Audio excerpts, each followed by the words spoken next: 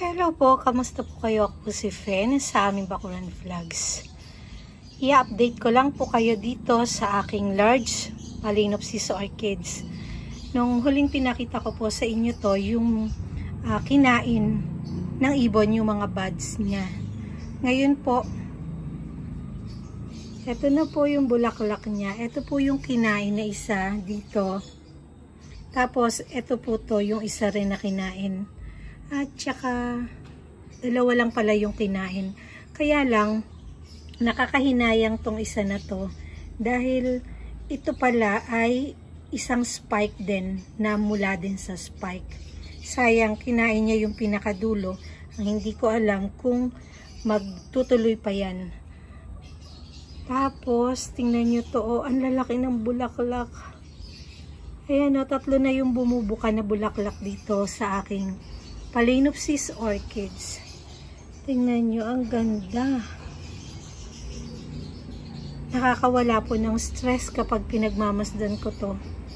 Yan, tapos may mga bubuka pa na 5 o 6. Ayan o, 2, 4, 6. 6 pa yung bubuka na bulaklak ng Phalaenopsis orchids. Tapos, ito po yung isa na spike. Ito po yung sinasabi ko sa inyo na spike na galing din sa spike. Yung kinain ng ibon. Dito, ito. Ganito po pala yan. Ito. Ngayon lang ako nakakita ng ganito sa mga alaga ko na orchids. Na Phalaenopsis orchids. Ayan. At yan o, tingnan nyo. Spike din pala yan mula sa spike. Ayan, maraming marami tong buds na papalabas pa. Ayan, ang ganda. At tingnan nyo yung dahon. Ang laki-laki. Ayan, at yung ugat niya, tingnan nyo ang lusog. Ayan o, kumakapit sa dahon yung ugat niya.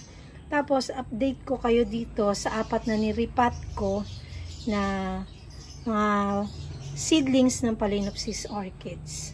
Ayan na po. Ayan. Mga hindi na malata yung dahon niya. Hindi kagaya nung una kong pinakita sa inyo nung nag-unbox ako.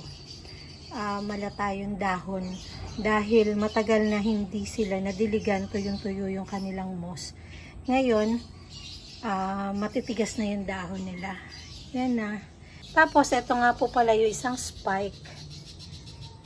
Ayan, o, tingnan nyo.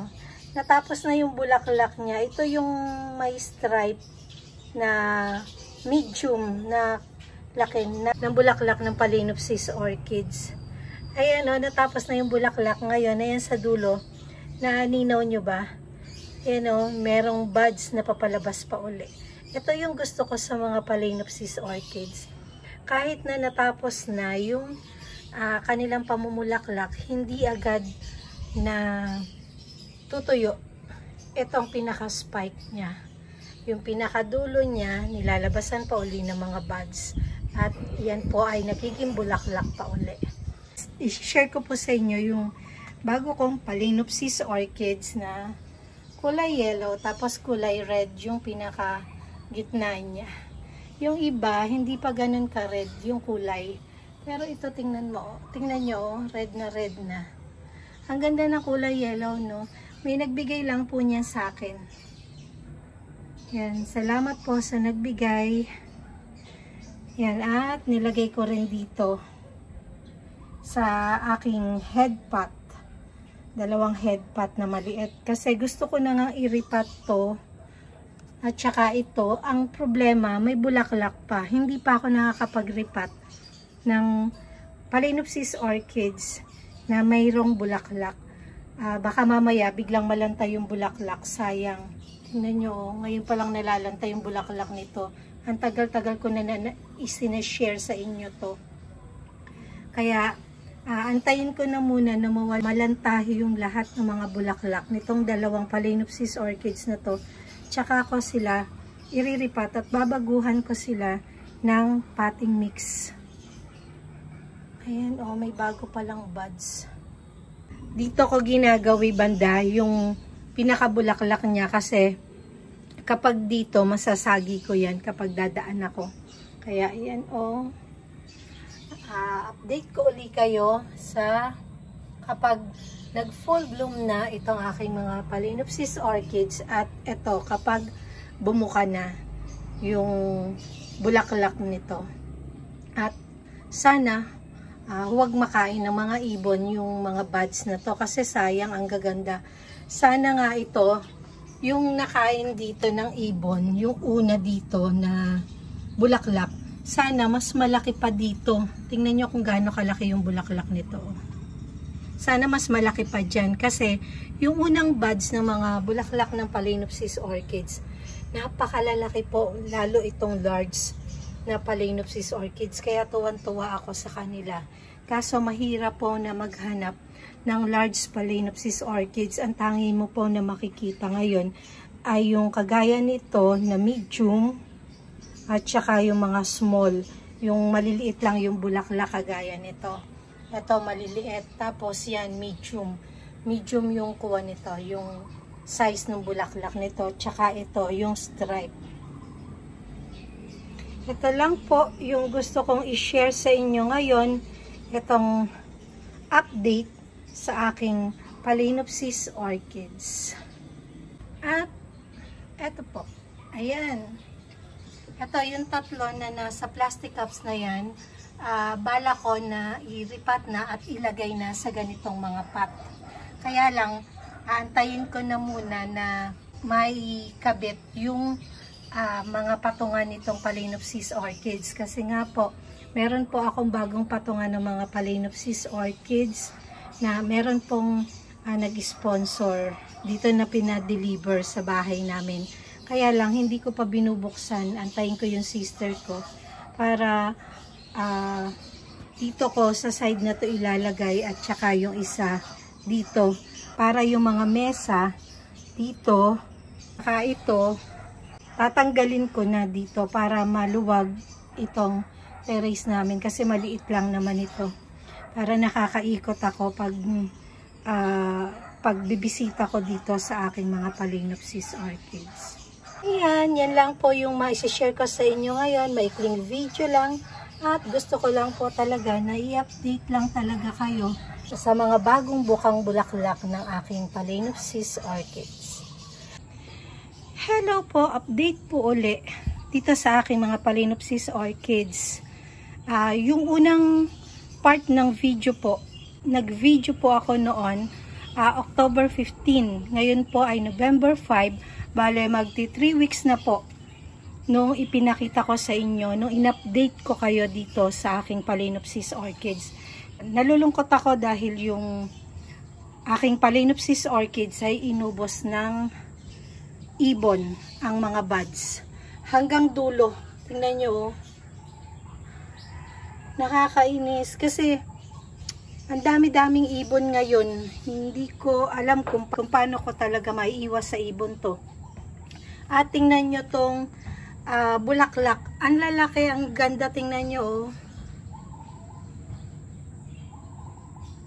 Mga naubos na. Dapat ito mga 3 o 4 na buwan na i-enjoy ko yung bulaklak na to. Kahit yung mga buds nila sa dulo, kinakain. Ayan o, tingnan nyo. Nakakainis nga yung mga ibon. Kaya lang, talagang ganon. Hintayin ko na lang yung sister ko para maipanik yung plant truck. At tatalokbungan namin ng lambat ito.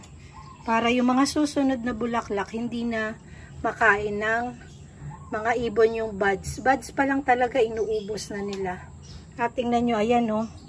Ito, yung mga petals na nakukuha ko. Ayan o, sayang. Sayang talaga. Pero, update, tingnan nyo, ang ganda ng ugat nitong large Phalaenopsis orchids ko. Tapos, i-update ko kayo rito sa 4 na niripat ko. Ito, yung mga seedlings. Ayan o. May mga bagong ugat na. Yan, may bagong ugat na sa loob. Yan, no? At, yan, may bago na rin na dahon. Lahat yan, may mga bagong ugat na, oh. Tingnan nyo. Yan. Tapos, ito, pakita ko sa inyo yung variegated. May bagong ugat na din to. Ayan, oh. Kaya buhay na yung mga Phalaenopsis orchids ko. Yung mga seedlings ng Phalaenopsis orchids ko na niripat ko ng nakaraang video. Tapos, ayan, etong dapat na pinakita ko 3 weeks ago. Yan, dapat meron to na buds na papalabas. Pinakita ko to dito sa uhan ng video. Pero ngayon, tinuka na nga ng ibon, yung pinakadulo, hindi na po siya magtutuloy. Ayan, na mabubulok na yung spike niya. At update ko rin kayo sa nag-root rot na Phalaenopsis orchids. Ayan, no. Ito yung pinutol ko na pinatakan ko ng kandila. Yan. Tapos, ito naman yung pinutol ko dito sa taas. Yan. Di ba pinakita ko sa inyo na pinatakan ko rin ng kandila itong pinakailalim nito. Kaya lang, ayun, nangitim din, ginawa ko, inaprot ko uli at hinayaan ko lang na nakataob siya na ganyan. Tapos, yung isang ugat, namatay na. Ito naman, parang mabubulok na yung ugat niya dito sa pinakapuno. Pero itong pinakadulo, yan, maganda pa naman, kulay green pa naman. Tapos, nakikita ko, ito oh, yan oh, nakikita nyo ba yun? Yan, may sumusulpot na bagong ugat yan. Kapag sumulpot yung bagong ugat na yan, puputulin ko dito para hindi na tumaas. Kasi, baka tumaas, mamatay pa, sayang. Kaya ito, ganito lang yung ginagawa ko. Kapag nagdilig ako, binabasa ko rin yung dahon dahil parang nakukulubot na to. Pero ito, maganda pa naman. Pati itong ugat na to. Para makasipsip din sila ng tubig. Yan, punta tayo uli dito sa pinakailalim na niripat ko at pinugot ko yung ibabaw. Ayan o. Ano pa naman siya, hindi naman malambot yung dahon. Sana mabuhay, magaganda pa naman yung ugat. I-update ko ulit kayo dito. Yan, tapos update dito sa isa kong variegated Phalaenopsis orchids. Yan o, malusog. Ang ganda na o, malaki na. Tapos ito yung isang large Phalaenopsis orchids ko. At yan, tingnan nyo yung tatlo dito na nakatanim sa plastic cups. Ayan o, ang lalaki na. Nagulat ako. Parang 3 araw ako na hindi pumunta dito sa taas. Hindi ko talaga nadiligan kasi nga nag-aalis kami. Hindi ko sila talaga nadiligan. Biglang laki yung mga dahon nila. Siguro, iano ko na to, iriripat ko na yan. Tapos yung mga ugat, o, tingnan nyo, ang gaganda, ang lulusog. Kung kailan hindi ko sila ganong napapansin at hindi ko ganong dinidiligan, yan o. Kaya tingnan nyo yung mga dahon, hindi ko pa rin napupunasan. Iriripat ko na yan sa ganitong paso.